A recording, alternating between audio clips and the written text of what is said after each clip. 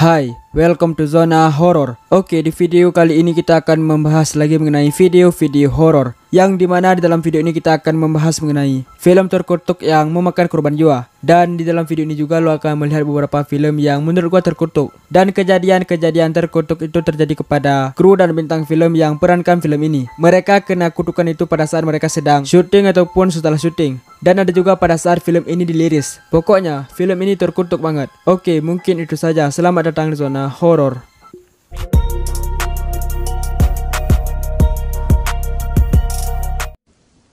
Kelima, The Omen.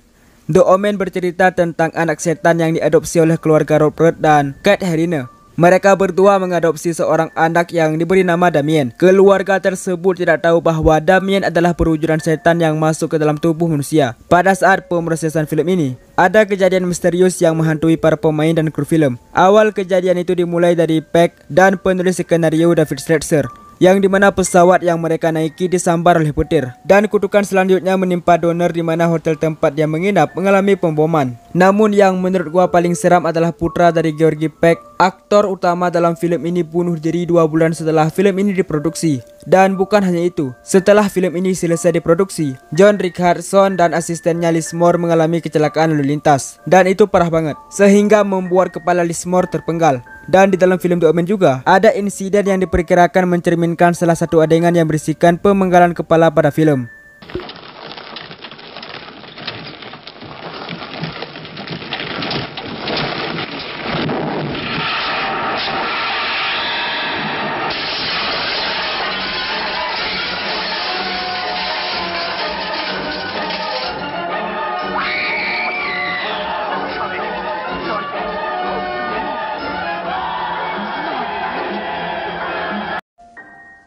Keempat, Poltergeist.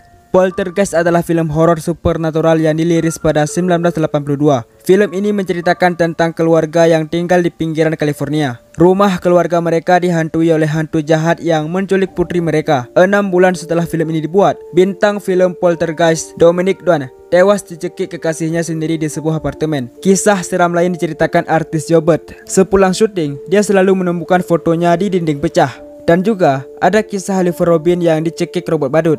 Rupanya robot badutnya itu rusak dan Oliver ini dicekik hingga meninggal. Tapi si sutradara dan kru mengira bahwa Oliver sedang berakting. Tapi enggak men. Lo tahu kapan mereka sadar? Mereka sadar ketika wajah Oliver sudah biru. Dan menurut informasi yang gue dapat, film ini dikutuk karena mereka menggunakan tengkorak manusia asli pada saat syuting. Sutradara mengaku menggunakan tengkorak manusia karena harganya murah dibandingkan tengkorak plastik.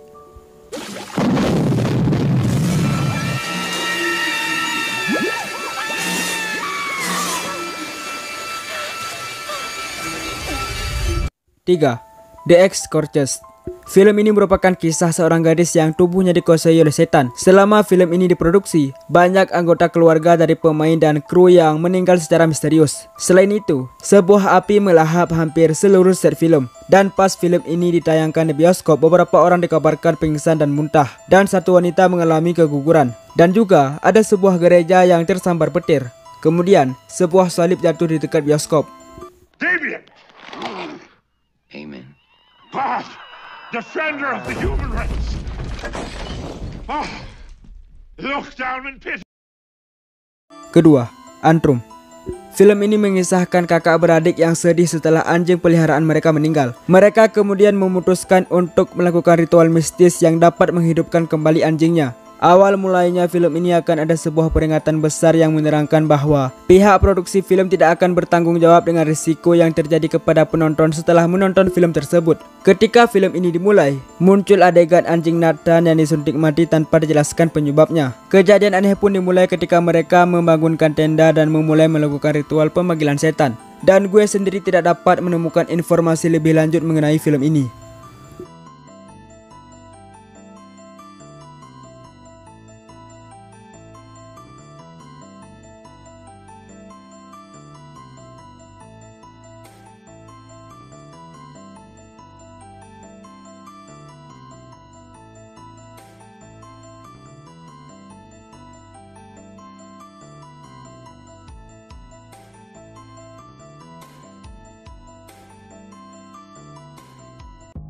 Pertama, The Conjuring. The Conjuring merupakan film yang dibuat pada tahun 2013. Film ini menceritakan tentang investigasi paranormal untuk membantu keluarga Perron yang mengalami peristiwa-peristiwa mistis di dalam rumah mereka. Pada saat film ini dibuat, banyak kru dan pemain diganggu oleh roh jahat.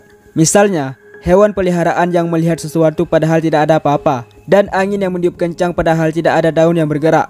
Dan juga, film ini diangkat dari kisah nyata seorang paranormal.